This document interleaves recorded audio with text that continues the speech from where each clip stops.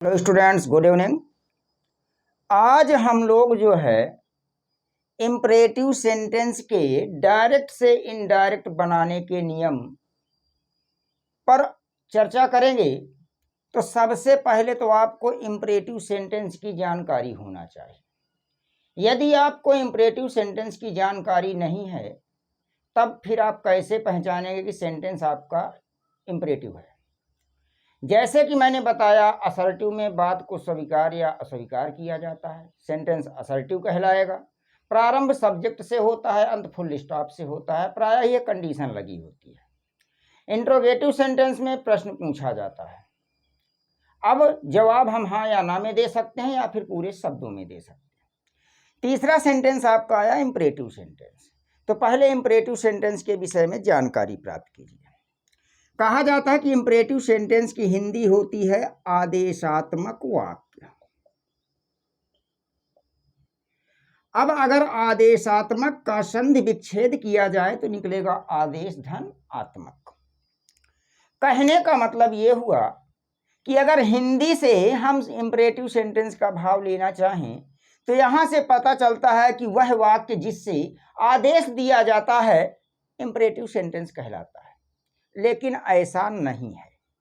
अगर ऐसा नहीं है तो फिर कैसा है? इसकी हिंदी को आप साइड कर दीजिए। इंपरेटिव सेंटेंस को आप नॉर्मली इंपरेटिव सेंटेंस से ही जानने का प्रयास कीजिए। इंपरेटिव सेंटेंस में आदेश दिया जाता है, सुझाव दिया जाता है, निवेदन किया जाता है, साथ ही साथ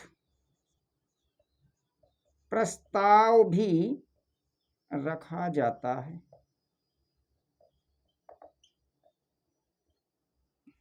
तो इंपरेटिव सेंटेंस से आपको क्या पता चला? इंपरेटिव सेंटेंस से हम किसी को आदेश दे सकते हैं, किसी को सुझाव दे सकते हैं, किसी से निवेदन कर सकते हैं और किसी के सामने प्रस्ताव भी रख सकते हैं। ये तो ऐसे तो कोई सेंटेंस लिखा है, उस सेंटेंस में अगर आदेश के भाव का, सुझाव के भाव का, निवेदन के भाव का या प्रस्ताव के भाव का पता चलता है तो सेंटेंस आपका 100% कौन सा होगा? इंपरेटिव सेंटेंस होगा। ये तो यहाँ पर हमने जाना कि इंपरेटिव सेंटेंस से किन किन बातों का पता चलता है: आदेश, सुझाव, निवेदन एवं प्रस्ताव। अब हम आगे देखेंगे कि ये जो इंपरेटिव सेंटेंस है ये बिलोंग करता है, बिलोंग किसको करता है? सिंपल प्रेजेंट को। किसको बिलोंग करता है? सिंपल प्रेजेंट को बिलोंग करता है।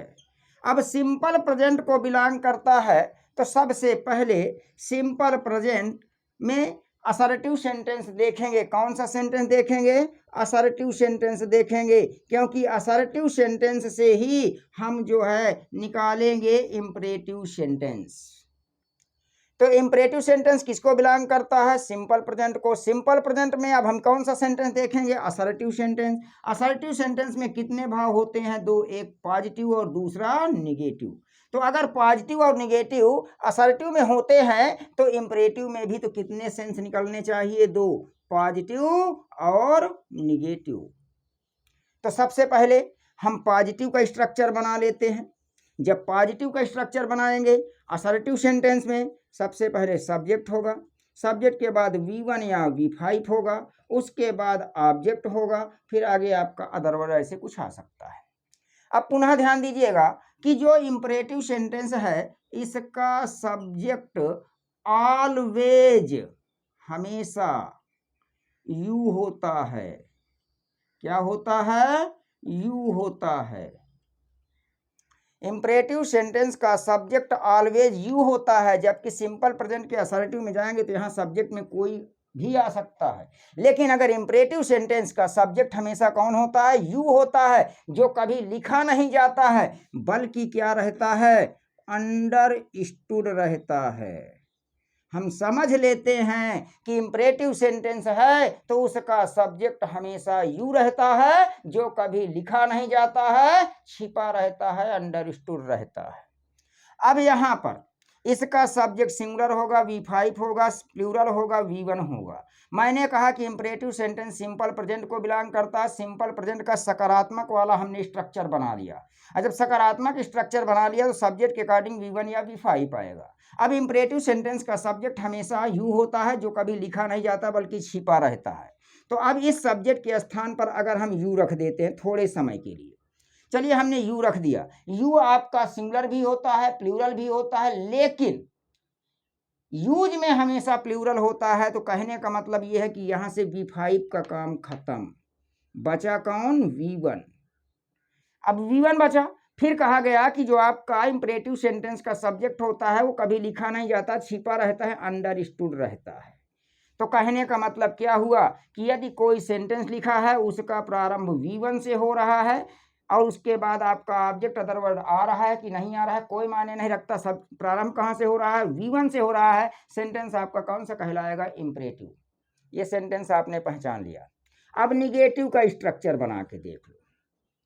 सब्जेक्ट होगा, सब्जेक्ट के बाद डू नॉट होगा या फिर आपका डज नॉट होगा, उसके बाद आपका V1 होगा। आगे कुछ आ भी सकता है और नहीं भी आ सकता है, कोई जरूरत है नहीं, आ जाए तो ठीक है, ना आए तो कोई बात नहीं।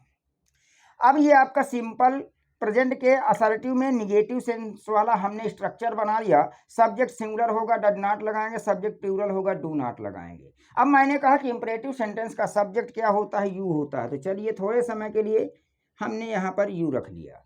और जब यू रख लिया तो ये हमेशा प्लूरल में यूज होता है, कभी सिंगुलर नहीं लेता है। तो जब सिंगुलर नहीं लेता तो यहाँ से डज नॉट का काम खत्म हुआ। अब आपका ये हो गया। अब यहाँ पर अगर देखा जाए तो ये कहा जाए कि यू को हम क्या करते हैं कि ये अंडरस्टूड रहता है, छिपा रहता है। थोड़े समय के लिए हमने यू को छिपा दिया। तो कहने का मतलब ये है कि अगर देखा जाए तो V1 के पहले डू नॉट आ जाए, V1 के पहले डू नॉट आ जाए तो सेंटेंस आपका इंपरेटिव है और भाव कैसा देगा? निगेटिव भाव देगा। मिल चुका है। इंपरेटिव सेंटेंस सकारात्मक भाव में होगा तो प्रारंभ कहाँ से होगा? V1 से होगा। लास्ट में क्या आएगा? फुल स्टॉप आएगा। सेंटेंस यदि निगेटिव है तो डू नॉट होगा, उसके बाद V1 होगा, लास्ट में क्या होगा? फुल स्टॉप होगा। जब ऐसी कंडीशन में आपको मिल जाए तो वहां पर यह देख लेना कि आदेश, सुझाव, निवेदन एवं प्रस्ताव जैसी बात का पता चलता है कि नहीं चलता है। ये हम चर्चा कर रहे हैं इंपरेटिव सेंटेंस के बारे में।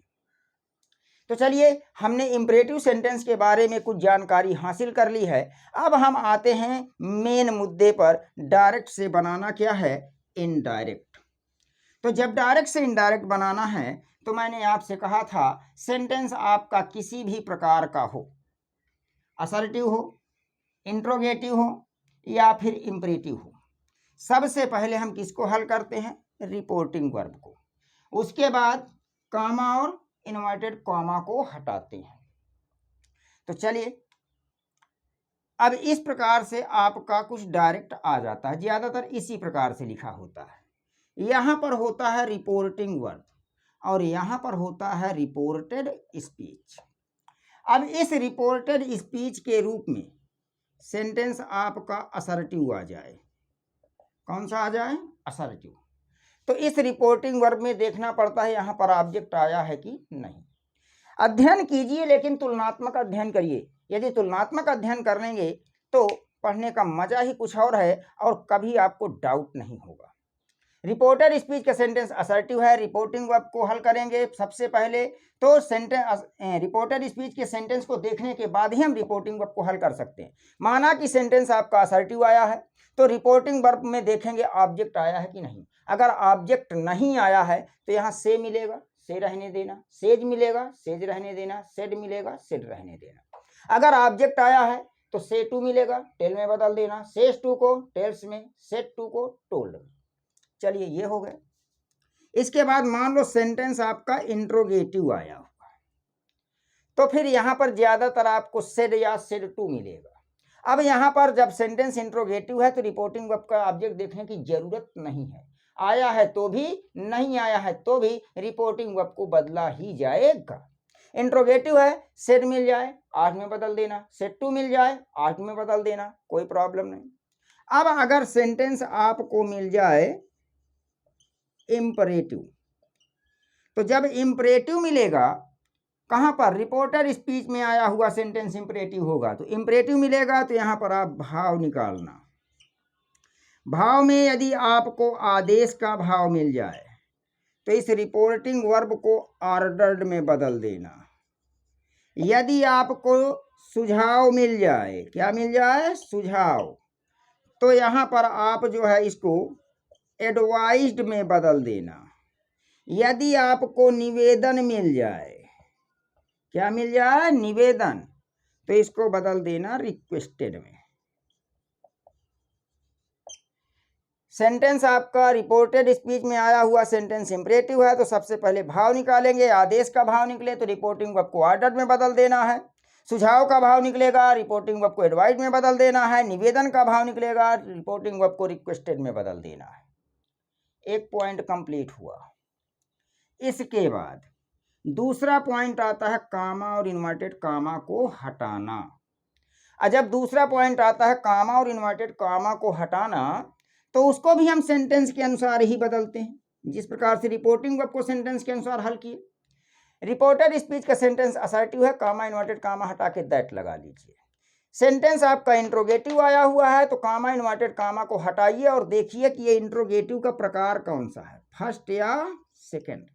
अगर फर्स्ट है तो कामा इन्वर्टेड कामा को हटा करके इफ लगा लेंगे। अगर सेकेंड टाइप है तो कामा इन्वर्टेड कामा हट जाएगा, जो भी क्वेश्चन वर्ड आया होगा वो खुद बन जाएगा कंजक्शन।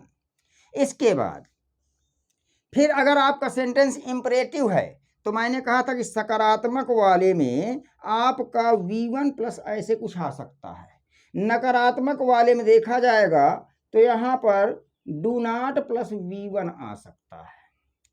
अब आपको क्या करना है, कामा इन्वर्टेड कामा को हटाना है, ये बात तो कंफर्म हो चुकी है।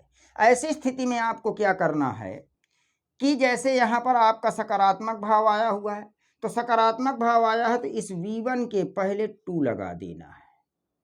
और वैसे ही प्रोनाउन आया है तो बदल लेना है, नहीं आया तो कोई बात नहीं, लिखते हुए सेम चले जाएंगे, बन जाएगा। प्रैक्टिस के माध्यम से समझेंगे, बहुत आसानी से बनेगा। इसके बाद मान लीजिए निगेटिव आया हुआ है, क्या आया हुआ है, निगेटिव आया हुआ है, तो ऐसी स्थिति में यहाँ से डू हट जाएगा, नॉट लगा रहेगा और इस V1 के पहले आपको क्या लगाना पड़ेगा, टू। तो कहने का मतलब टू प्लस V1 हो जाएगा। ऐसा क्यों हुआ है, ऐसा इसलिए हुआ है कि इन्फिनिटिव आपका होता है बेयर इन्फिनिटिव और फुल इन्फिनिटिव। बेयर का मतलब होता है V1 और फुल का मतलब होता है टू प्लस V1। इसके बाद इन्फिनिटिव सकारात्मक भी होता है, इन्फिनिटिव नकारात्मक भी होता है। टू प्लस V1 अगर कहेंगे तो इन्फिनिटिव सकारात्मक है, not plus two plus V1 कहेंगे तो इन्फिनिटिव आपका नकारात्मक है। कुछ बात आ रही समझ में? कहने का मतलब ये है कि आपका जो भी फाइनाइट वर्ब से रिपोर्टेड स्पीच शुरू हुआ है उस फाइनाइट वर्ब को हम नॉन फाइनाइट वर्ब में बदल देते हैं, और नॉन फाइनाइट वर्ब में किस में बदलते हैं, इन्फिनिटिव में। तो मेरे हिसाब से यहाँ तक तो कंफर्म हो गया होगा। इसके आगे मिलते हैं नेक्स्ट क्लास में। Thank you for watching the class.